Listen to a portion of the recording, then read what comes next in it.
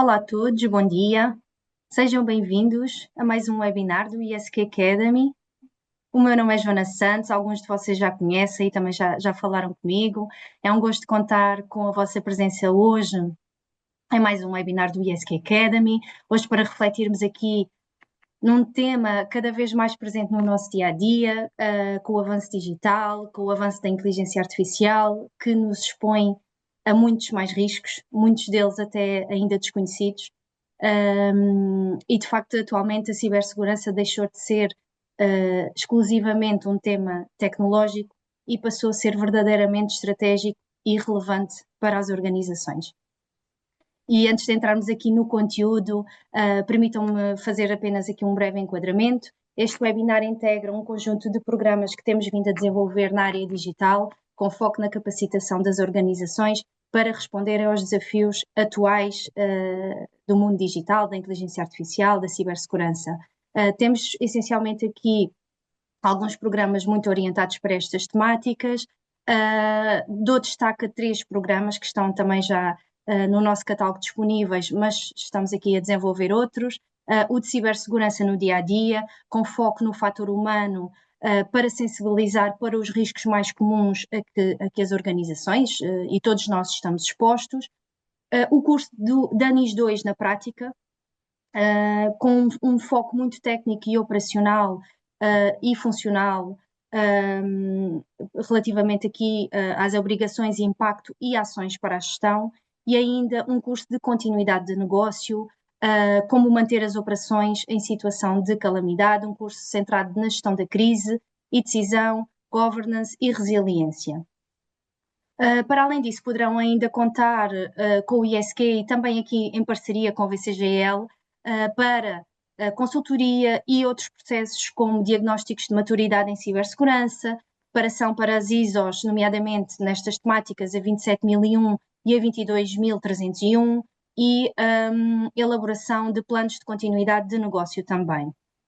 E é exatamente sobre tudo isto que vamos falar ao longo desta sessão, sensivelmente aqui 60 minutos, de forma muito prática e sempre com foco naquilo que realmente acontece no negócio. E para nos guiar nesta reflexão, temos connosco o Ricardo Amaro. Olá, Ricardo, bom dia. Olá, Joana, bom O dia. Ricardo é o fundador da VCGL, tem mais de 25 anos de experiência na área da IT e cibersegurança. O Ricardo trabalha diretamente com muitas PMEs, na proteção das suas operações e na implementação de soluções ajustadas à realidade de negócio, com foco muito claro na decisão e na continuidade. Antes de passar a palavra ao Ricardo, só dizer, como sabem, estes webinars são sempre gravados e disponibilizados no nosso canal YouTube, onde vai ficar também disponibilizado este webinar. Portanto, quem quiser, depois é só aceder ao canal YouTube do ISQ Academy e encontra lá este webinar, bem como todos os webinars que temos vindo a realizar. E pronto, sem mais demoras, vou passar a palavra ao Ricardo. Obrigado, Joana. Muito obrigado. Bom dia a todos. Bom, a Joana fez aqui uma descrição sobre a minha pessoa, que já vou saltar 2 slides, já não preciso de falar sobre mim. Obrigadíssimo. Sim, é verdade. Estamos a viver aqui há alguns tempos com muitas mudanças. Tem sido digamos, uma década muito interessante, esta onde estamos, aqui com o avanço da tecnologia, com o avanço da inteligência artificial. E infelizmente também com o avanço dos ataques cibernéticos e dos impactos que isso tem na nossa atividade, no nosso dia a dia. Infelizmente também estamos a assistir a uma revolução mundial. Vivemos num mundo aparentemente em paz, para um mundo onde de facto efetivamente estamos numa guerra. Contudo, há aqui uma coisa que eu digo muitas vezes, que é a Carta das Nações Unidas é clara no que diz respeito aos crimes de guerra e às invasões e essas coisas todas, se bem que alguns países depois não cumprem, como tudo na vida, mas não tem nada escrito no que diz respeito à cibersegurança e ao cibercrime e aos ciberataques. E a verdade é que de há alguns anos para cá, todos os dias há uma guerra e essa guerra é cibernética e metem países, e muitas das vezes os alvos não são apenas militares, são também civis. E no nosso caso, estamos a falar de empresas, estamos a falar de instalações, estamos a falar de hospitais, estamos a falar de serviços vitais, e é aqui um bocadinho que este tema da NIS 2 surge. Portanto, aqui a Joana estava a falar de 60 minutos, eu quero ver se não demora tanto tempo, eu tenho aqui isto preparado para ser 45 minutos, para darmos aqui um bocadinho a abertura para fazer aqui algumas perguntas e respostas, e portanto, o que eu vos peço é para, à medida que forem tendo respostas, por favor, deixem aqui no chat, e nós no final da sessão depois vamos aqui pergunta a pergunta, tentar responder da melhor maneira às dúvidas que nos colocarem. Deixo aqui a Joana como aqui a minha fiel curadora aqui das perguntas. Ora, muito bem, então, sem mais delongas, a grande pergunta que se faz é: e se a sua empresa parar amanhã, o que é que acontece? Estamos preparados para isto? Isto é uma daquelas poucas perguntas que nós fazemos enquanto empresários, e quando gestores de empresas. E infelizmente, este inverno tivemos uma dura realidade, sobretudo para quem estava na zona de Leiria e com este inverno muito duro que nós tivemos, vimos empresas a fechar e ninguém estava preparado para aquilo. E podem dizer, é pá, ó, Ricardo, mas ninguém está preparado para uma tempestade daquelas que não nós vimos. É um facto, nós não estamos, mas se calhar devíamos de estar. Não é? E as alterações climáticas estão aí, acredite-se, não acredite-se, isso são outros 500, mas as coisas estão a acontecer e, portanto, nós, como donos de organizações, donos de empresas, temos de estar preparados para estas alterações ao contexto onde nós estamos. Lembro-me perfeitamente aqui da pandemia, como todos vós se lembram, em que basicamente a economia mundial parou, em que quem tinha a sua empresa teve que parar também, e, portanto, isso é daquelas coisas que ninguém estava à espera, mas já tivemos aqui um aviso e, portanto, nós temos cada vez mais que nos preparar para isto. E o que acontece aqui, neste tema, se parar a empresa amanhã, o que é que vai acontecer? Quem é que decide? Quem é que responde? Quanto tempo demoramos a recuperar? Quanto tempo podemos estar parado? São as grandes perguntas que se têm que fazer, não é? A verdade é que a maioria das organizações não tem respostas claras para este tema. Pronto, e isto é aqui um bocadinho que nós vamos falar hoje sobre esta temática, tentar trazer aqui algumas dicas, algumas ideias, e no fundo é isto aqui um bocadinho estamos aqui à volta deste tema, porque hoje em dia nós podemos parar porque houve uma tempestade, podemos parar porque tivemos um ataque cibernético que nos deixou completamente parados, não é? Portanto, e este é um tema em que nós juntamos aqui a resiliência empresarial, quer no contexto digital, quer no contexto físico, não é? Porque o que aconteceu em Leiria foi uma situação de catástrofe, mas até eu tenho aqui um cliente curiosamente, daquela zona, que, por exemplo, foi alvo de um ataque cibernético em dezembro e que depois, infelizmente, no inverno, acabou por ser alvo da intempérie e hoje está com bastantes dificuldades em recuperar. Pronto, aqui a Joana já falou um bocadinho sobre o que é que eu faço, o que é que eu sou, portanto, eu ando aqui nos sistemas de informação aqui há uns anos e, portanto, tenho trabalhado muito na área de telecomunicações e trabalhado imenso com a área da cibersegurança, que nesta área muito regulada, sempre foi aqui um tema e que este tema tem vindo a aumentar de proporção e de complexidade e de relevância ao longo destes últimos anos. Muito bem, portanto, a VCGL, aqui a Joana também já falou um bocadinho, portanto, a VCGL é uma empresa que foi fundada por mim em 2022, trabalhamos aqui em algumas áreas de negócio, nomeadamente na cibersegurança, continuidade do negócio, apoio à gestão, e depois temos aqui algumas áreas onde temos vindo a trabalhar aqui ao longo desde 2022, e temos aqui sempre para nós três pilares que são fundamentais, que são as pessoas, os processos e a tecnologia, porque eles complementam-se, interligam-se e uns sem os outros não funcionam e nas organizações nós temos que prestar sempre atenção a estes três vetores e, sobretudo, muito nestas temáticas aqui da resiliência cibernética e de operação. Portanto, o que nós vamos falar aqui hoje, vamos falar aqui um bocadinho sobre o impacto real dos incidentes, onde é que as empresas falham ou costumam falhar, um bocadinho sobre a NIS 2 e as responsabilidades da gestão, como estruturar aqui uma resposta eficaz a cenários de catástrofe, eficiência operacional e automação. Aqui vamos abordar aqui um tema da importância que cada vez mais a inteligência artificial hoje está a ter no mundo dos negócios e que já ninguém pode viver sem ela, mas contudo, apesar de todos os grandes benefícios que traz, também há um conjunto de cuidados que nós temos que ter em cima da mesa. E depois deixar aqui alguns próximos passos e falarmos e temos abrir porta aqui às perguntas e às respostas. Em termos real de incidentes, estamos aqui a falar de incidentes cibernéticos. Muito bem. o incidente pode parar a nossa organização, a nossa empresa. E, por norma, afeta aqui alguns pontos. A operação, a comunicação com os clientes, muitas vezes a faturação, que é o que preocupa mais as pessoas, o acesso à informação, a comunicação interna e, sobretudo, a continuidade, a parte da produção, a parte de podermos continuarmos com o nosso negócio, não é? Porque hoje, também dependendo da dimensão das empresas, há empresas muito grandes e que não é viável sequer voltar ao papel, mas a verdade é que hoje nós podemos, em alguns casos excepcionais, usar o papel, por exemplo, para faturar, e portanto isso não é um problema e a coisa está resolvida. Mas a parte da continuidade, a parte de como continuamos a trabalhar e o que estamos a fazer é super importante. E portanto, por norma, um incidente cibernético quando ataca, as causas são estas. E este impacto acontece com muita rapidez, espalha-se muito rapidamente, não é? Portanto, é muito fácil perdermos a visibilidade do que está a acontecer. Nas organizações, assim, a partir do momento em que o incidente acontece e que um ransomware, por exemplo, começa a parar a nossa rede e que as máquinas ficam bloqueadas, começa a haver uma pressão imensa para decidir. O risco de interrupção operacional também é cada vez maior, não é? E hoje em dia as organizações tendem a ser cada vez mais digitais, não é? Portanto, apesar de ainda haver algumas empresas que não são tão avançadas digitalmente, mas já têm alguma coisa, mas temos empresas que sem os sistemas de computação não funcionam. Hoje até uma empresa que faça tubos pirulado para ar-condicionado tem toda a sua linha de fabrico já assenta em processos digitais que já controlam máquinas de CNC, máquinas de soldadura e, portanto, se elas pararem, as coisas param também.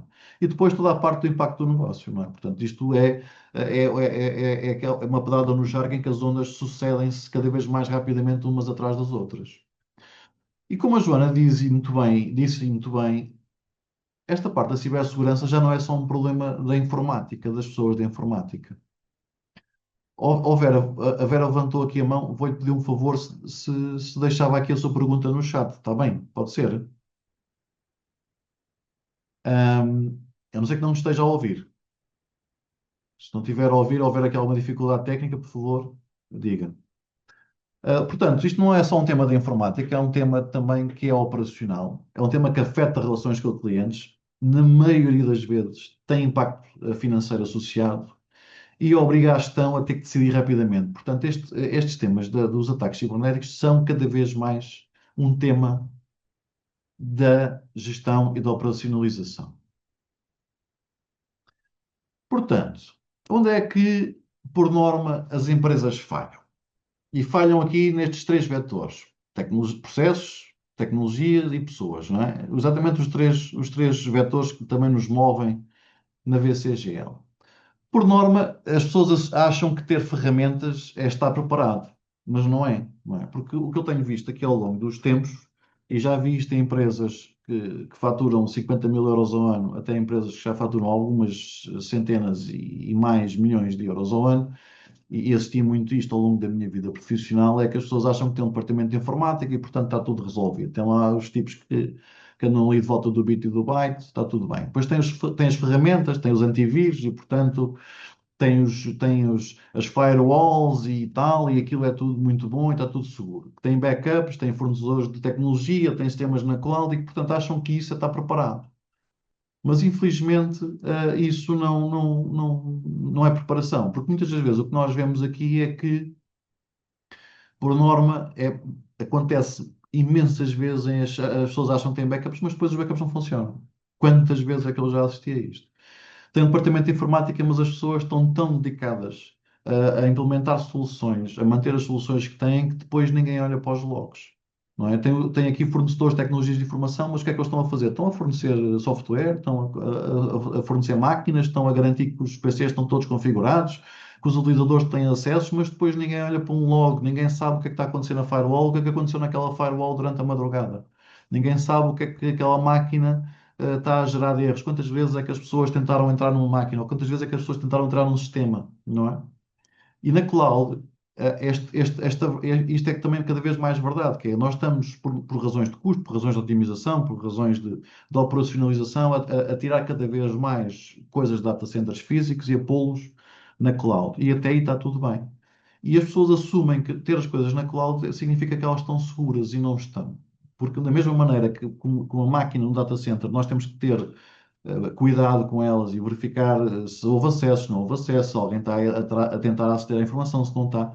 Na cloud passa exatamente a mesma coisa. Portanto, nós não podemos delegar nem na Google, nem na Amazon, nem noutros a responsabilidade que é nossa, que é verificar se os nossos sistemas efetivamente estão bem. Eu tenho aqui a pergunta que se faz, efetivamente, é: conseguem validar, continuar quando algo falha, não é?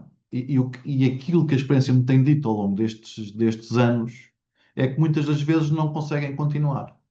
São poucos os casos de disrupção total, não é? Essa é uma verdade. Muitas das vezes essa disrupção total acontece em empresas de pequena dimensão.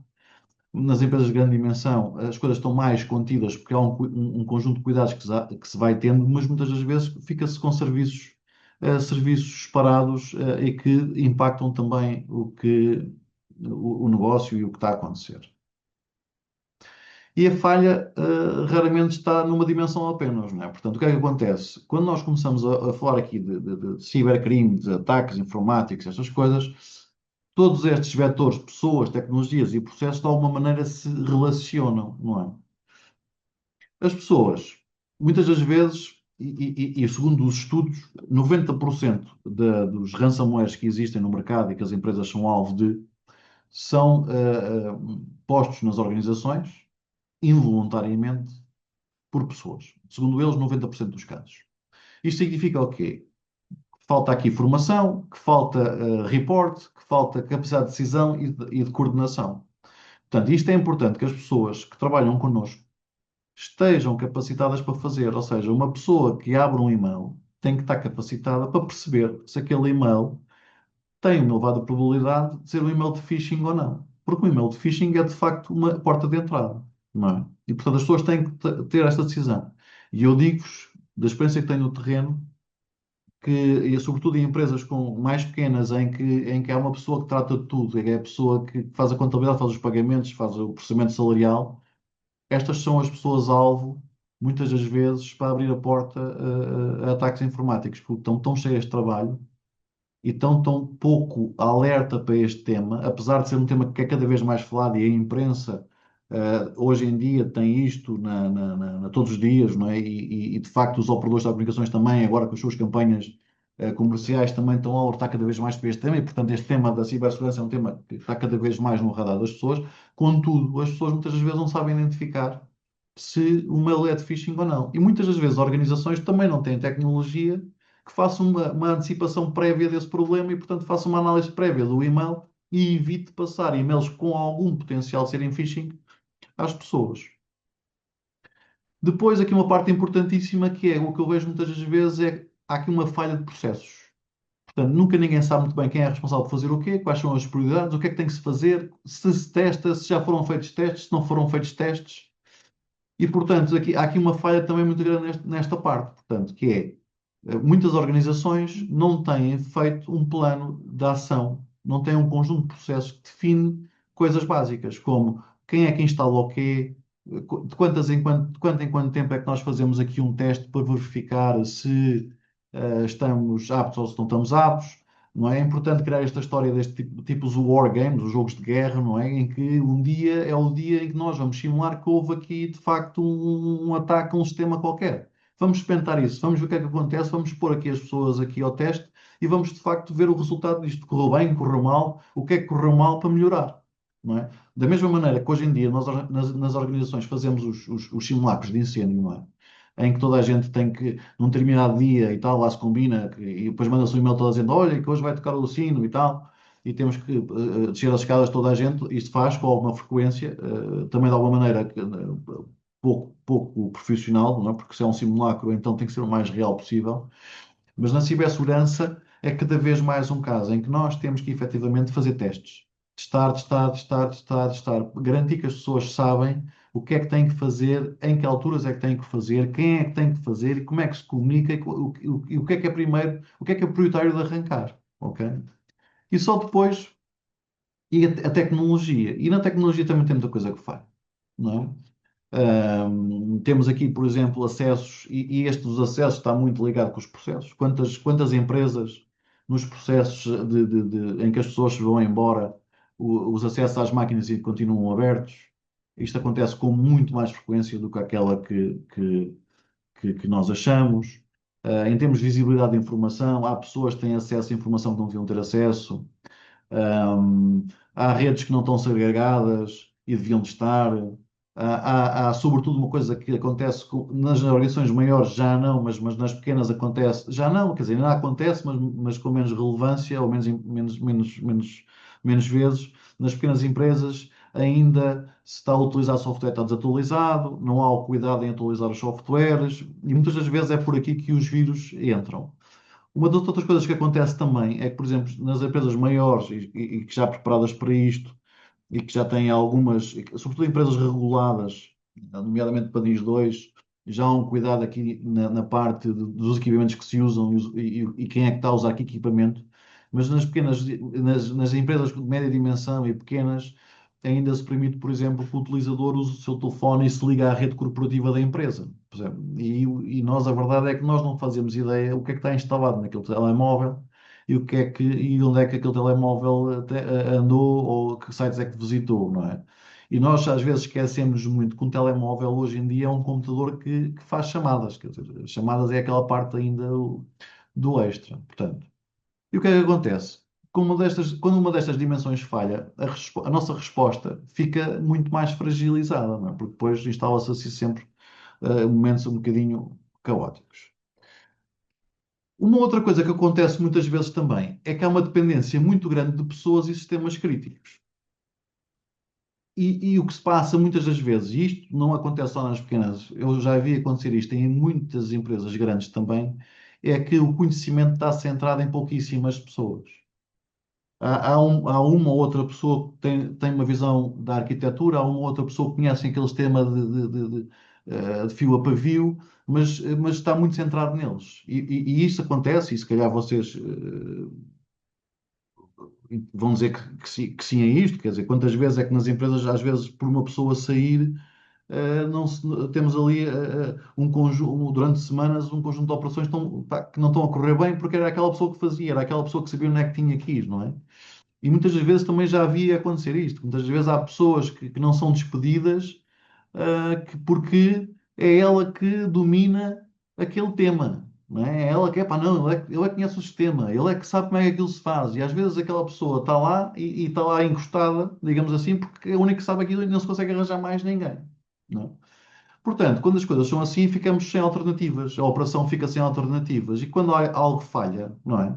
A resposta tem problemas, não é? Portanto, se há um fulano que só ele é que sabe como é que aquilo funciona, pá, se o fulano ficar doente, o fulano ou a fulana, ou se porventura vai de férias, no momento em que de mais crítico, e se não tiver a possibilidade de se voltar ao escritório com a rapidez suficiente, vamos ter aqui um problema, não é? Portanto, quando tudo depende aqui de poucos pontos, a organização fica muito mais fragilizada. E isto é uma das coisas que nós devemos evitar, que é termos só os campeões de um determinado tema. Temos que começar a formar mais campeões.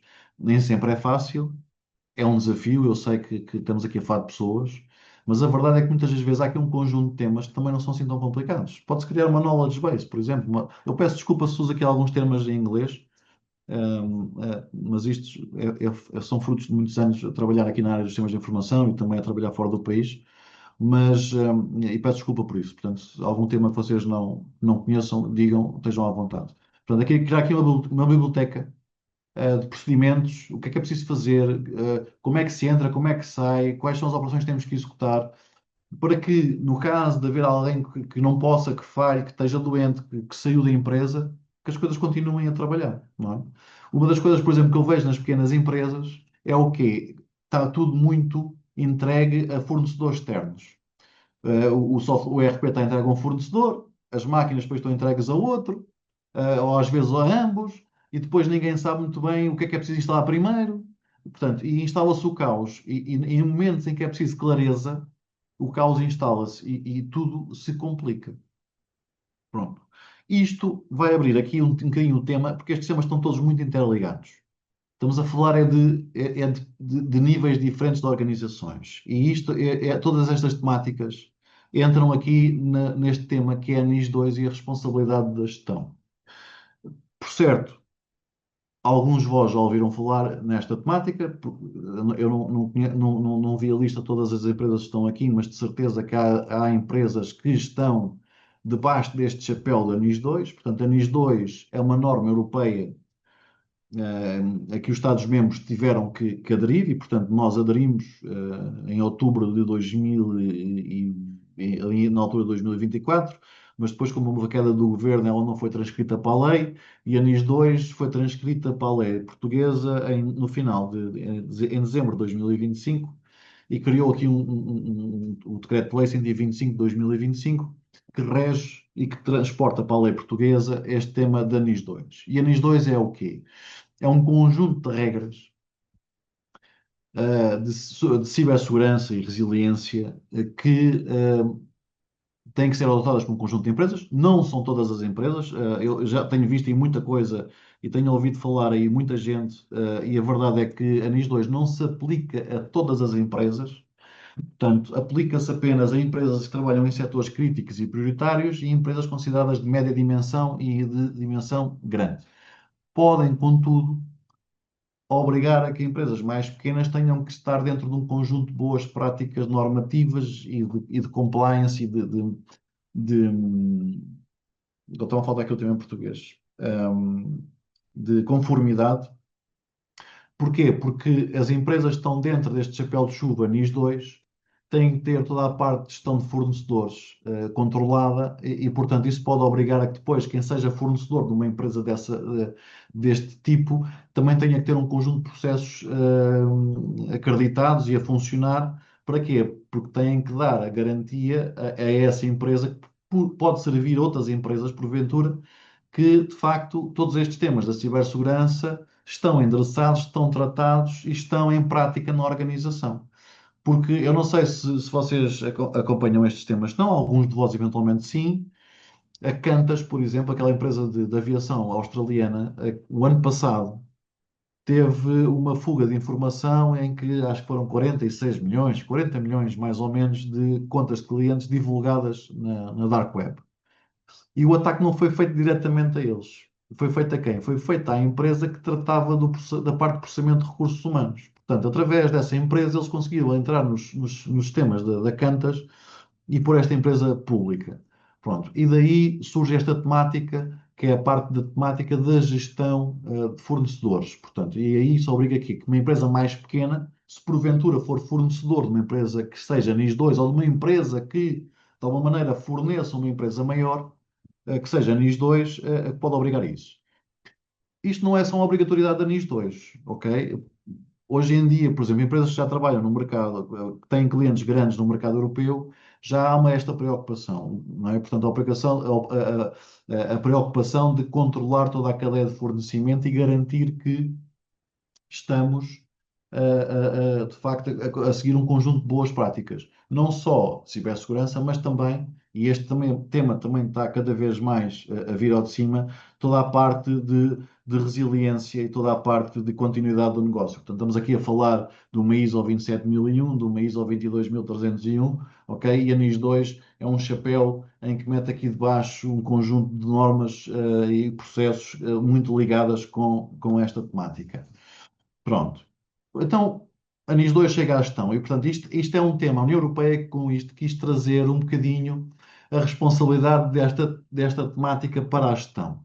Porque até hoje havia aí uns temas, portanto, havia uns ataques, mas depois a gestão, pá, olha, foi um azar que tivemos, mas a verdade é que os gestores nunca estiveram alerta para este tema. E o que a NIS 2 quer fazer é, de facto, responsabilizar a gestão e trazer este tema para cima da mesa da administração e dizer assim: não, tu, administrador, tu, gestor desta empresa, és o primeiro responsável por garantir que a cibersegurança existe nesta empresa. E já agora tu também tens de ter formação em cibersegurança. É claro que a formação não é uma formação técnica, são conhecimentos gerais, mas que são importantes. E o que é que acontece? A NIS 2 e esta norma e esta lei obriga a que, de facto, o gestor seja o principal responsável e as empresas vão ser sujeitas a multas e multas que podem ir, salvo erro, até aos 10 milhões de euros. E, portanto, é o gestor, no fundo, que tem que dar a cara para a organização. Portanto, a NIS 2, o que é que eles vão, que é o objetivo disto? É reforçar a necessidade de termos gestão de risco, de haver um conjunto de responsabilidades, quem é que faz o quê, de termos a certeza que existem técnicas, medidas técnicas e organizativas, ou seja, temos temos um organigrama, toda a gente sabe quem é que tem que fazer o quê, quem é responsável pelo quê, que processo é que toma conta, que sistemas é que estão a ser monitorizados, que sistemas é que estão a ser controlados, não é? Que há uma resposta efetiva a incidentes, não é? E que isso está escrito, ou seja, existe um catálogo de ações que têm que ser tomadas consoante um conjunto de incidentes que existam nas organizações. É um ransomware, é um phishing, é uma exposição de dados. Quando isso acontece, o que é que tem que ser feito? Onde é que isso está escrito? E essa documentação tem que existir. Toda a parte da gestão de fornecedores, portanto, nós temos que conhecer a nossa cadeia de fornecedores, temos que saber quem é que eles são, temos que ver se estão preparados, se não estão preparados, se usam, se têm processos montados, se não têm processos, se têm matrizes de risco montadas do lado deles, se têm evidências que efetivamente que este tema da cibersegurança é um tema para eles e que estão a seguir boas práticas de cibersegurança. E depois toda a parte da formação e sensibilização. Ok? Porquê? Porque nós temos que garantir que as nossas pessoas, que nós mesmos como gestores, sabemos o que é esta temática, o que é que vem atrás destes temas da cibersegurança, quais são os riscos que a cibersegurança acarreta, não é? Portanto, as pessoas, quando ouvem falar de cibersegurança, não, pá, sim, isto, os vírus e tal, os vírus é mau, não é? Mas isto é pior que mau, porque já não são só vírus. Muitas das vezes as empresas são atacadas e não aconteceu nada, ninguém sabe nada, ninguém viu nada.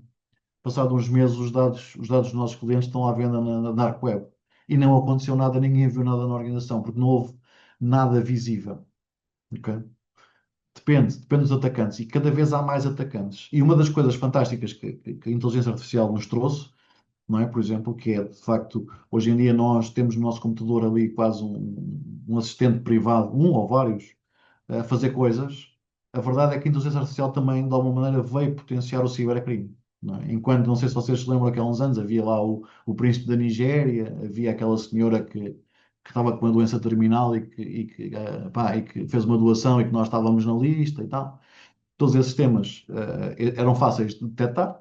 Havia, por exemplo, aqui em Portugal, nós tínhamos às vezes alguns e-mails que vinham do Brasil, e entanto já me estou aqui a esticar no tempo, eh, eh, que vinham do Brasil e era fácil perceber que o português não era o português de Portugal, e portanto lançava um conjunto de alertas, mas hoje em dia, com a IA, a gente consegue escrever um e-mail perfeitamente correta em qualquer língua do mundo. E é muito difícil nós termos essa percepção. E hoje em dia, como há o cloud, hoje em dia para fazer programação, também existem outros clouds que são usados por pessoas com fins menos dignos e próprios para fazer ataques. E, portanto, a IA também veio potenciar toda uma facilidade de se criar ataques de diferentes tipos às organizações. Ok? Então, o que é que muda? Bom, para as organizações que estão abrangidas, passa a ser essencial conhecer os riscos, definir responsabilidades, preparar equipas, documentar, testar, fazer os wargames, garantir a continuidade e controlar fornecedores, não é? Portanto, esta parte da garantia de continuidade é super importante. Porquê? Porque estas empresas que estão associadas ao NIS 2 são empresas que estão a trabalhar, reparem, em áreas críticas ou importantes da nossa sociedade. Estamos a falar de empresas que são hospitais, empresas que fornecem águas, eletricidades, telecomunicações, não é? E que sem isso não podemos, a sociedade não consegue continuar. Portanto, é importante que elas próprias tenham planos de continuidade de negócio. Ok? Muito bem, então e como é que nós agora estruturamos aqui uma resposta eficaz para tanta coisa, não é? Estamos aqui a falar de tanta coisa, isto são temas tão complexos. A verdade é que a resposta não se improvisa, prepara-se, não é? E, portanto, por muito estranho que isto possa parecer, isto obriga a que nós tenhamos de estar preparados. E a preparação passa por todo um processo de pensarmos num conjunto de cenários possíveis e impossíveis, probabilidades maiores, probabilidades menores e preparamos as pessoas para isso. E criamos responsabilidades, ou seja, temos uma matriz de riscos. Podemos ter riscos que são mais difíceis de acontecer, mas contudo eles acontecem. Não é? Aquele tema do Pinhal Leiria que aconteceu, que foi aquela catástrofe que toda a gente sabe o que aconteceu. Eu acredito que nos planos municipais de risco, aquilo não vinha lá. E ninguém pode pôr lá um risco. Não, agora vai haver uma temporal aqui. Pá, não, é verdade, mas podemos pôr um risco que é uma catástrofe de proporções elevadas. Por exemplo, um sismo, como foi o sismo de Lisboa, né, no século XVIII, não é? Em que toda a gente fala no sismo, sempre que a Terra abana fala-se dos sismos, mas depois os planos municipais têm lá este risco em que de facto a Terra abana e cai tudo, não é? Ou que vem uma tempestade, ou que vem um tsunami, sei lá, uma coisa assim qualquer que pode acontecer. É difícil de acontecer, mas nós temos de ter isto. Ou seja, nós como gestores temos de ter sempre um cenário que é o cenário mais pessimista de todos, em que pá, há um ataque qualquer, o país entrou em guerra e nós temos que continuar a trabalhar. Portanto, nós temos que preparar-nos para os cenários melhores, para os menos bons e para os piores. E isso faz com tudo o que com matrizes e com processos, ou seja, identificar pessoas, responsabilidades, o que é crítico, o que é que não é crítico na organização. Ou seja, eu tenho aqui um sistema, se esse sistema parar, a gente para também ou continuamos a trabalhar? Continuamos a trabalhar, fantástico. Quais são os temas em que se pararem ou se ficarem debilitados, quais são os temas que efetivamente afetam o nosso dia a dia? Então são esses que nós temos que nos focar. Temos que criar depois planos de resposta, planos de continuidade, né? E hoje em dia eu acho que depois do que aconteceu este inverno, as pessoas já começam a ter consciência e, portanto, se calhar já começam a meter na sua matriz de risco vir um temporal imenso em que a luz falta, em que fica tudo submerso, não é? Então nós estamos a trabalhar numa empresa NIS 2 e que temos que garantir continuidade do negócio e isto é um tema que nós temos que ter sempre em cima da mesa, não é? E, portanto, temos de definir como é que se comunica e testes e melhorar, testes e melhorar, testes e melhorar. Aqui o Jorge estava aqui a falar dos simulacros, aqui eu estou aqui com o chat aberto, os simulacros nas refinarias. Isto é super importante, da mesma maneira que há simulacros nos aeroportos, da mesma maneira que nestes cenários sítios mais críticos, as coisas têm que ser feitas. Mas nós, mesmo não estando num sítio, num negócio crítico, nós temos que assumir que é crítico e, portanto, nós temos que testar, temos que fazer o War Games. Temos que, uma vez por ano, duas vezes por ano, uma vez por semestre, eh, faz-se uma definição, define-se qual é a melhor maneira, qual é os melhores prazos para fazermos isto. Eu acho que um plano, pessoalmente, eu acho que um teste uma vez por ano é melhor que não ter plano, não ter teste nenhum, mas se forem dois é muito melhor que não só ter um, não é? Portanto, e definir um bocadinho, porquê? Porque é a execução destes testes, destes exercícios, que nos permite melhorar e detectar falhas, não é? Por exemplo, empresas que trabalham, aqui no caso aqui do Jorge, trabalham numa refinaria, pá, um incêndio, um acidente, pode pôr em causa vidas humanas e de certeza que tem impactos também técnicos e financeiros gigantes. E, portanto, apesar da nossa empresa eventualmente poder ser mais pequena, mas estes cuidados têm que existir. Apesar de nós não estarmos num cenário de risco muito elevado, mas nós temos que testar se tivéssemos o que é que aconteceria e também assumir, quer dizer, nós também temos que assumir o risco, que é, pá, eu não tenho um plano em que se isto vier um mau tempo levar o telhado da fábrica, eu não tenho plano para isto. Pronto. Está bem. Se o risco existe, se o risco está aceito, fantástico. Mas é importante que nós tenhamos estas matrizes de risco feitas e documentadas e quais são os planos de mitigação para os riscos que acontecem. A preparação começa essencialmente aonde? Nas pessoas, não é? Aqui no caso da cibersegurança e no caso também de outros incidentes, a preparação começa nas pessoas, porque no final do dia são elas que metem as ações em funcionar, não é? Portanto, as pessoas têm que reconhecer sinais de perigo, têm que aprender a reportar mais cedo. Por exemplo, eu tive aqui há pouco tempo uma empresa que foram alvos de um ciberataque em que andavam a ser alvos de phishing há imenso tempo. Mas as pessoas que estavam a responder àqueles e-mails nunca alertaram a situação que estavam a receber e-mails com endereços que não faziam ideia do que era aquilo. E, portanto, se tivessem reportado mais cedo, se calhar podia-se ter tomado um conjunto de ações e não o fizeram. Evitar comportamentos inseguros, não é? Permitir às pessoas agirem com mais confiança. Portanto, se nós tivermos tudo bem definido, se as pessoas estiverem preparadas, as pessoas sabem como reagir, sabem como atuar, sabem como seguir os procedimentos e, sobretudo, reduzir o improviso, que é uma coisa que acontece muito em Portugal e nas empresas portuguesas, que é, pá, faz, depois logo se vê o que é que acontece. Mas nós estamos a chegar a um ponto da nossa evolução, digamos, empresarial, em que o improviso já não é uma coisa que ajuda a resolver. Muitas vezes o improviso complica mais do que o que resolve. E, portanto, nós, sobretudo nestes temas da cibersegurança, da continuidade, nós não podemos improvisar. Temos que começar a trabalhar de acordo com procedimentos e com normas e com regras. Porquê? Porque, de facto, proteger é essencial, mas continuar é crítico, não é? E, portanto, nós, se não conseguimos continuar com o nosso negócio, então, estamos aqui com um problema nas mãos. E, portanto, temos que saber, mais uma vez, o que é crítico, o que é que não é crítico, quanto tempo é que podemos ficar parados, o que recuperar primeiro, quem decide, como se comunica e como testar, não é? Portanto, não adianta ter os planos de ter os testes, mas temos que saber como é que se testa aquilo. E uma das perguntas que as empresas muitas vezes não fazem é quanto tempo é que nós conseguimos ficar parados. Se calhar uma empresa de maiores dimensões, com uma estrutura maior, já tem esta temática em cima da mesa, mas eu digo-vos que muitas empresas que eu conheço e com quem tenho trabalhado, às vezes pergunto, então quanto é que custa um dia de estarem parados? E grande parte das pessoas não sabe responder a isto, porque essa pergunta nunca se passou pela cabeça. O estar parado é ao sábado e ao domingo.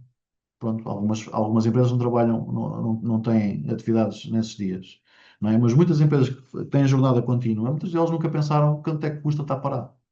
Isso nunca lhes ocorreu, não é? E é uma pergunta importante, é quanto tempo é que nós conseguimos ficar parados? Temos cash flow para aguentar isto ou não temos? Muitas vezes não tem. E, portanto, temos passado a consciência ao plano, não é? E, portanto, aqui temos que fazer aqui uma consultoria interna, não é? E perceber, avaliar até que ponto, onde é que nós estamos, qual é a nossa maturidade em relação a estes temas, quais são as falhas que nós já identificamos, que ações é que temos que priorizar para resolver essas falhas. Definir quem é o responsável por fazer o quê. Ter planos, ter as evidências, não é? E testar os cenários mais uma vez. E ter as evidências é super importante. Porquê? Porque vocês podem ser fornecedores de um cliente vosso que vos pode dizer, epá, mostrem-me lá as evidências que vocês efetivamente têm um conjunto de boas práticas de cibersegurança em cima da mesa. Ou mostrem-me lá que vocês têm um plano, se um dia a casa for abaixo, que vocês me conseguem estar a fornecer estes serviços ou estes produtos. Ok? E isto é super importante. E agora estamos aqui já um bocadinho mais, já estamos aqui a chegar perto aqui da nossa apresentação, mas não queria deixar de vos falar nisto. Aqui um bocadinho nesta temática nova da inteligência artificial, dos agentes, fala-se muita coisa. A inteligência artificial é um tema que não é novo, mas que o ChatGPT e a OpenAI vieram pôr em cima do mundo e, portanto, nas bocas do mundo, e bem, quanto a mim. De facto, este crescimento tecnológico, da tecnologia, das máquinas, da capacidade de processamento, veio potenciar e abrir a porta a um conjunto de teses e doutoramentos e algoritmos que existiam previamente, mas nunca tinham sido testados porque não havia tecnologia para fazer isso. Hoje, a tecnologia existe e, portanto, a inteligência artificial está cá fora e, portanto, está toda a gente a usar, não é? E, entretanto, já saiu, a União Europeia já criou o Cyber Security Act também, portanto, se não sabem, já existe um conjunto de normas. Eu agora não me lembro da norma, é a ISO 40.000 ou 45.000, não tenho aqui presente, mas já existe uma norma para a adoção da inteligência artificial nas organizações. E isto é importante porquê? Porque apesar daqui os agentes inteligentes, de facto, trazerem um acréscimo imenso de operação e produtividade das organizações, não é? Portanto, que eles hoje em dia ajudam a fazer estas coisas todas que aqui estão, a automatizar tarefas, a consultar informação, a criar tickets, a relatórios, não é? A interagir com sistemas. Quer dizer, hoje em dia, quem é que nunca usou o ChatGPT para escrever um e-mail ou para ajudar a fazer uma proposta, não é? Mas muitas das vezes as pessoas o que é que fazem? Não sabem usar aquilo e agarram e despejam a informação de clientes ou a informação da empresa para dentro do chat GPT, porque acreditam que está tudo salvaguardado e não está. Porque a OpenAI, por exemplo, estamos aqui a falar do caso do chat GPT, mas vocês, há muitas outras, ao Claude, sei lá, todos os dias nasce uma tecnologia nova e um operador novo, e as pessoas põem lá os dados e confiam que os dados são seguros. Até pode ser que estejam, mas o problema é que estas empresas também têm uma cadeia de fornecedores e, portanto, nós não conhecemos os fornecedores deles, não é? E se algum dos fornecedores deles for atacado, os dados podem ser expostos. Pá, e podem ser coisas inocentes, como uma pergunta inocente, mas podem ser coisas que é os dados de um cliente ou vários clientes que nós agarramos numa folha de Excel e dissemos ao ChatGPT para ordenar aquilo, ou para tirar umas métricas, ou para fazer um relatório. Ok? Por outro lado, o que é que acontece? Eu não sei se vocês também têm estado a par disto ou não. Nos últimos meses surgiu aí umas tecnologias de automatização de agentes, o OpenClaw, o NemoClaw, e outras claws que tantos. Portanto, são sistemas operativos, digamos assim, em que pegam em diferentes agentes e isto permite com que o agente automatize um conjunto de tarefas e que siga um workflow, portanto, um fluxo de trabalho, e que, inclusivamente, isto não é só já digital, mas também já pode ter ligações ao mundo físico. Portanto, se eu tiver um conjunto de adaptadores, eu posso ligar máquinas da minha linha de produção a este tipo de sistemas.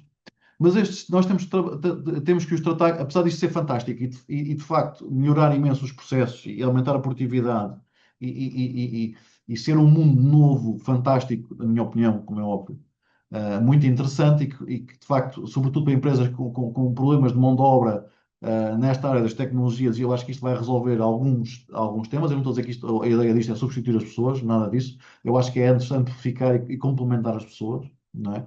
Mas o que é que acontece? Estamos a implementar, e eu já estou a assistir a isto, agentes nas empresas sem qualquer controle.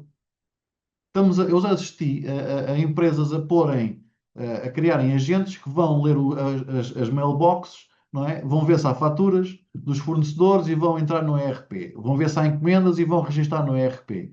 É fantástico. Mas e então? E quem é que controla os acessos? Quem é que controla que operações podem executar? É porque aquilo são algoritmos que estão ali a correr e que executam ações, mas muitas das vezes fazem coisas, pá, muito. Se não lhes metemos limites, podem fazer coisas que não estavam previstas. E nós estamos preparados para isso. É que muitas das vezes, se calhar, da mesma maneira que um ser humano abre um e-mail de phishing e carrega no link errado, se nós não metemos limites a essas inteligências artificiais, a estes processos, a estes sistemas, eles também podem fazer exatamente a mesma coisa.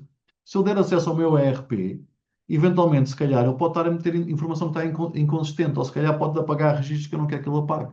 Portanto, é importante, quando nós estamos aqui a fazer isso, começarmos a meter aqui alguns controlos em cima dos agentes. Porquê? Porque nós estamos, no fundo, a dar-lhe um conjunto de ferramentas e recursos ilimitados sobre os dados da nossa organização. E os dados não são só. A gente vê os dados como informação de clientes, não sei o quê, para trás e para a frente, mas é muito mais do que isso. Não é? Quer dizer, é acesso a máquinas, é privilégios, é informação, por exemplo, estar a correr numa máquina onde eu tenho uma rede social. Quem é que me garante a mim que o agente não vai fazer uma publicação nas redes sociais? E há uma história muito engraçada que aconteceu aqui há coisa de umas semanas de um agente. De uma pessoa que criou um agente para ajudar a criar, a contribuir para projetos de código aberto. Pá, e às páginas tantas, o agente fez o que tinha a fazer e fez-o bem feito, mas o responsável desse projeto de código aberto rejeitou o código porque viu que aquilo era um código que era feito por uma máquina, não por seres humanos. Pá, e a verdade é que o algoritmo depois tentou, o objetivo dele era fazer a publicação desse código e ele tentou arranjar uma maneira de contornar esse obstáculo que foi aquele ser humano. E a maneira que ele encontrou foi de começar a fazer publicações nas redes sociais desta parte dos programadores, a dizer que o tipo era um tirano e que achava que era o dono da plataforma, era o dono da solução e não sei o quê, para ver se eu conseguia vergar aquilo. É claro que isto despertou aqui a parte do humor, né, mas também despertou a parte da preocupação, porque de facto ninguém disse àquela máquina o que é que ela tinha que fazer para contornar o obstáculo. Ela própria foi à procura. E como tinha acesso e ferramentas ilimitadas, neste caso na máquina da pessoa que o configurou, ele começou a usar as redes sociais e outros recursos para tentar perceber o que é que podia fazer. E, portanto, isto cria aqui um alerta, que é nós temos que meter limites nestas coisas, não é? Portanto, nós temos que ter cuidado que, apesar disto ser uma mais-valia imensa, mas nós temos que definir um conjunto de boas práticas e regras para que isto esteja contido dentro de uma bolha e não extravase essa bolha. E muito bem, próximos passos. Bom, depois de estarem aqui connosco este bocadinho, e que eu agradeço muito, eu acho que daquelas coisas que vocês já podem fazer hoje é começar a decidir quem é que decide e quem é que comunica, não é? O que se para primeiro, o que não pode falhar, quanto tempo aguentamos parados, que risco temos de demonstrar que conhecemos, não é? Portanto, conhecemos o risco, não conhecemos o risco, está catalogado esses riscos, sim ou não. Eventualmente, algumas das empresas que estão aqui connosco hoje já têm uma matriz de riscos, aliás, para muitas outras coisas e para muitos outros processos, sobretudo porque já têm algumas ISOs e isso obriga a ter aqui um bocadinho estas matrizes conhecidas em diferentes áreas. Mas nós, todos que aqui estamos como empresas, hoje em dia temos que começar a ter esta temática em cima da mesa. Quem decide, quem é que se comunica, o que é que para, o que é importante, o que é que não é importante. Não é? E mais do que estarmos aqui a falar, há medidas que valem muito mais do que é o discurso, não é? E, portanto, temos que começar a preparar respostas e comunicações, temos que validar backups, temos que definir responsabilidades, clarificar prioridades, formar equipas, testar cenários, não é? E isto é muito importante. E podemos agora, se calhar, muitos de vós podem estar alarmados ou não, espero que não estejam, não estamos aqui para alarmar ninguém, nem para meter medo a ninguém. As coisas são como são e podem estar a pensar, Ricardo, mas isto pá, é muita coisa, por onde é que começamos?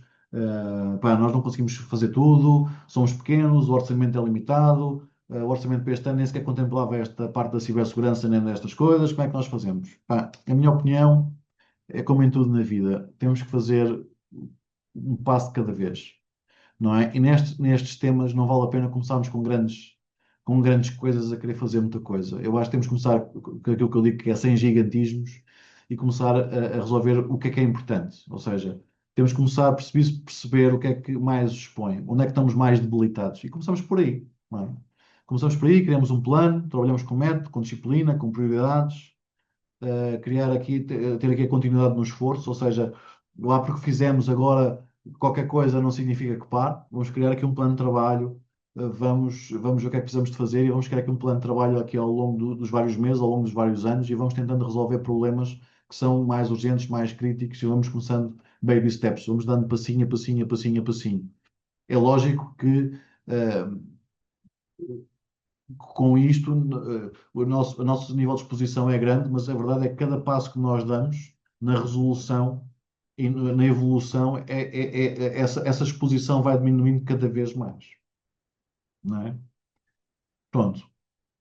E outra parte aqui que eu vos quero aqui deixar, que é uma preparação séria, começa com o primeiro passo, não é? Portanto, não adianta estarmos aqui a ouvir falar destas coisas muito bonitas e preocupantes e é tudo temático e hoje em dia webinars sobre cibersegurança é aos molhos, formações sobre a NIS 2 são imensas, toda a gente fala sobre a NIS 2, toda a gente assusta toda a gente, mas a verdade é que nós temos de dar um primeiro passo. E o primeiro passo pode ser muita coisa.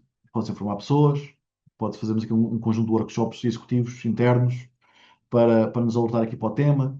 Pode ser aqui um diagnóstico e preparação. Falarmos um bocadinho sobre a continuidade de negócio. Já pensámos sobre este tema ou não? É para o que é que acontece se vier um mau tempo daqueles aqui na zona de Lisboa, na zona do Porto, onde vocês estiverem. Pá, queremos usar agentes, não queremos usar agentes.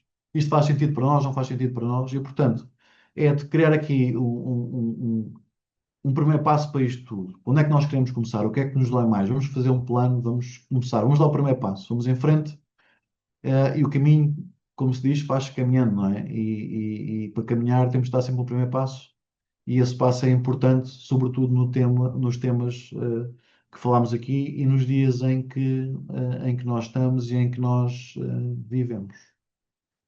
Posto isto, não tenho muito mais para vos dizer e estou aqui aberto aqui a perguntas, e respostas.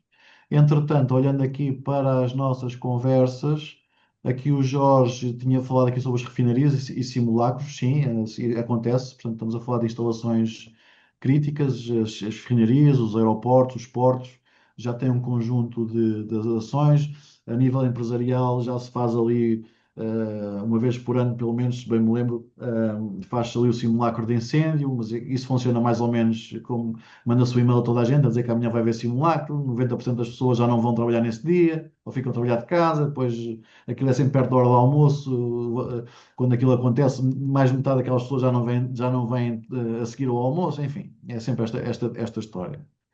Ricardo, permita-me ler já aqui uma questão que temos também. Sim. Posso? Foi uma questão que foi colocada logo no início pelo Nuno, não foi no chat, foi no Q&A, que questiona quais são as abordagens mais eficazes para resolver um ataque de ransomware.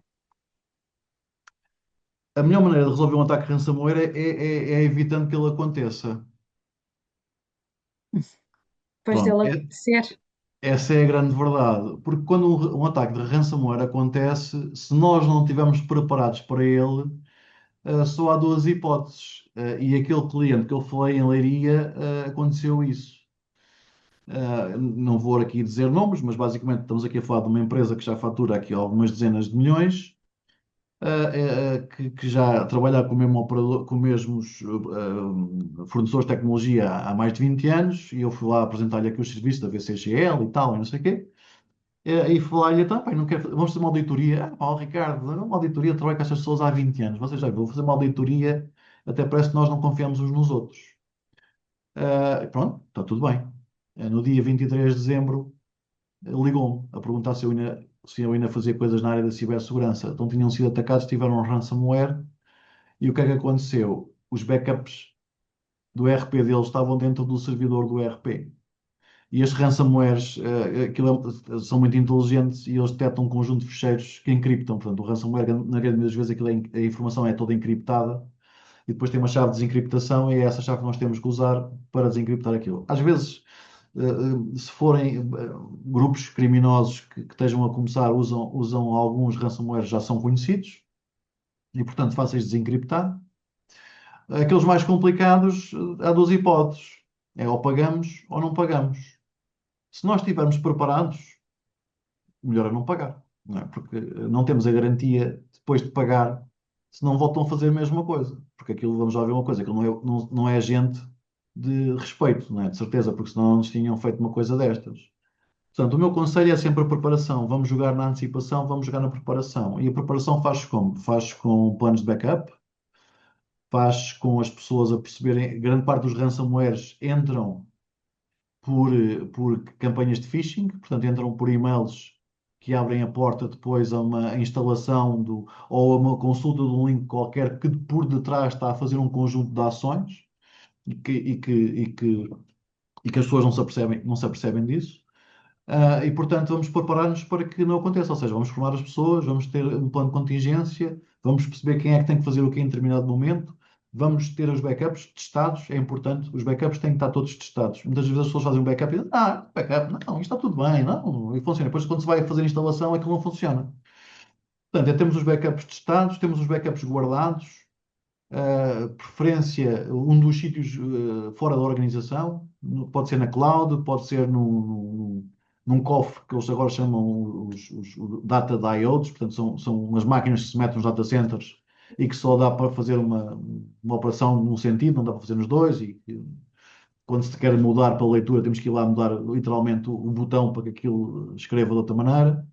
E, portanto, o que eu acho é que é sempre jogar à antecipação, é instalar uma plataforma antivírica. Muitas destas plataformas hoje em dia já têm, algumas delas, detecção de ransomwares mais comuns e, portanto, elas começam a perceber nas máquinas o que é que está a acontecer e vêm. E há outra coisa que é importante que eu falei ali logo no início, que também tem a ver com a monitorização dos sistemas. Por norma, um ransomware, o que é que acontece?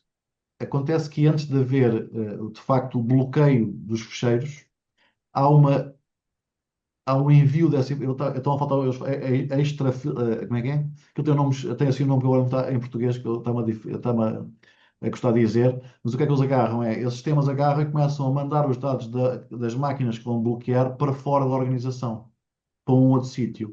E por norma isso consegue-se registar ao nível da firewall. A firewall tem um conjunto de logs e nós podemos ativar mais logs e mais camadas para que se consiga perceber se há um conjunto de dados a serem enviados para fora da rede, por exemplo, a horas estranhas ou de máquinas que não deviam fazê-lo. E, portanto, se nós tivermos um sistema de monitorização em cima da nossa rede e dos nossos equipamentos em tempo real, conseguimos começar logo a ver um conjunto de ações a acontecer. Por norma, e isto aqui é uma estatística que os tipos da Bitdefender fizeram, portanto, uma empresa na área da cibersegurança que tem uns produtos nesta área. Eles dizem que um ransomware demora mais ou menos 12 meses a acontecer, desde o momento em que nós somos infectados pela primeira vez até que de facto há um pedido de resgate. Ok? Agora é lógico que depois também há todo um conjunto de coisas novas a acontecer, que às vezes cada vez há mais ataques de hacking, cada vez há mais gente a usar a inteligência artificial e, portanto, é fácil qualquer pessoa hoje em dia criar um algoritmo que encripta tudo sem fazer essa exportação dos dados. O pagar, o resgate, mais uma vez, não significa que não volta a acontecer no futuro e não significa que esses dados não estejam já na dark web à venda. Está bem? Portanto, nós às vezes estamos a pagar e Meu Deus, continuamos e os nossos dados estão. assustador. É assustador. Uma base de dados de 250 milhões de logins custa mais ou menos 50 euros. Depende Pois. dos sítios onde se compra. Está bem? Portanto, Obrigada, Ricardo. Vou colocar aqui mais uma questão do sim, João sim. Cardoso, Estamos aqui em cima do meio-dia, mas acho que ainda dá perfeitamente tempo. Como demonstrar o ROI para justificar determinado tipo de ação, e nomeadamente os custos, para evitar comentário como isto nunca aconteceu. Por exemplo, reparações de geradores de emergência ou acautelar o seu abastecimento atempado. Este cenário em muitos locais alterou-se após o apagão nacional.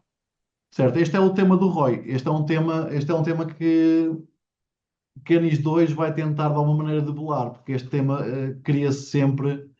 Epá, então, mas eu agora vou gastar tanto dinheiro, sobretudo nas empresas de pequena e média dimensão, há ali um tema que se mete sempre, que é, pá, eu sou muito pequeno, ninguém me vai atacar, não tenho interesse, nunca aconteceu, já tenho antivírus e, portanto, isto é o que está na cabeça das pessoas. E eu sei que o ROI disto é muito difícil de justificar.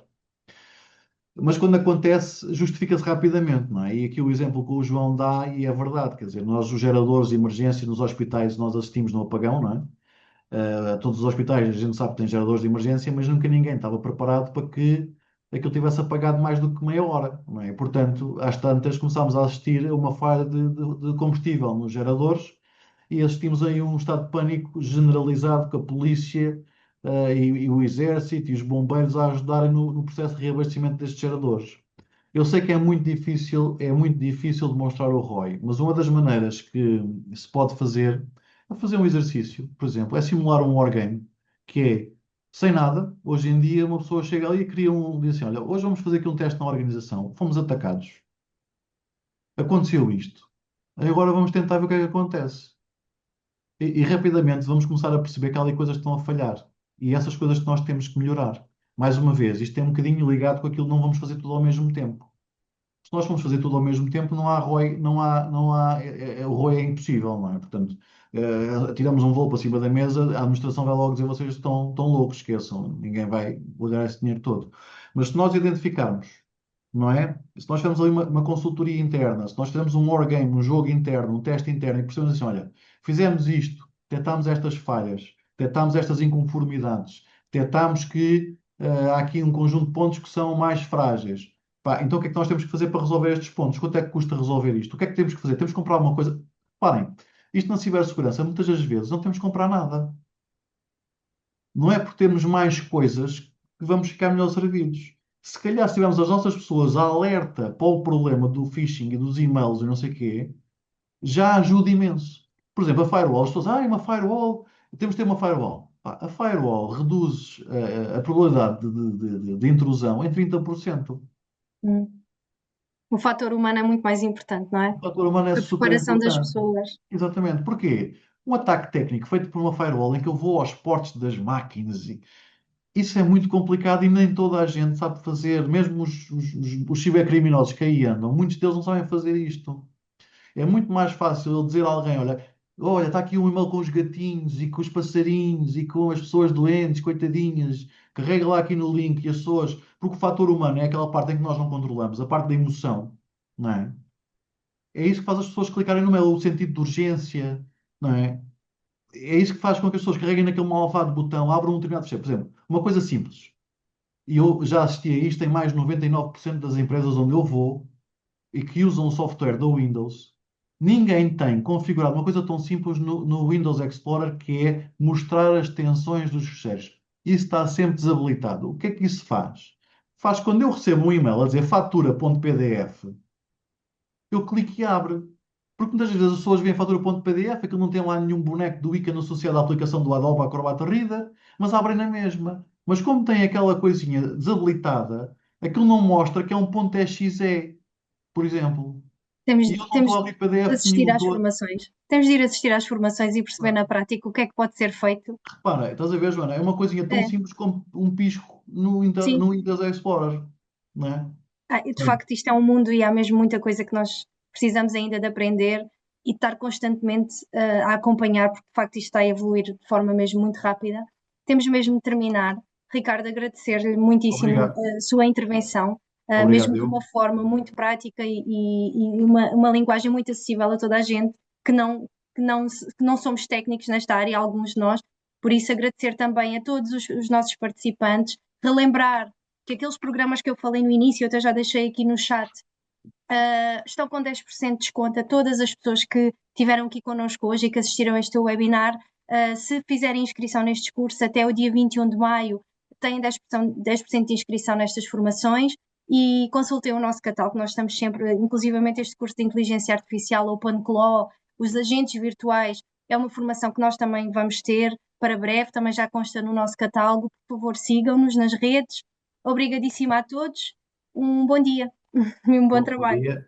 E ficam aqui os nossos contactos também, portanto, quer através do Exatamente. ISQ, quer através do meu contacto, estejam à vontade, alguma dúvida que tenham, eu e a Joana, a gente faz chegar as respostas. Exatamente. Obrigada. Muito Bom obrigado a dia. todos. Bom dia Obrigada a a todos. todos. Bom Obrigado. dia.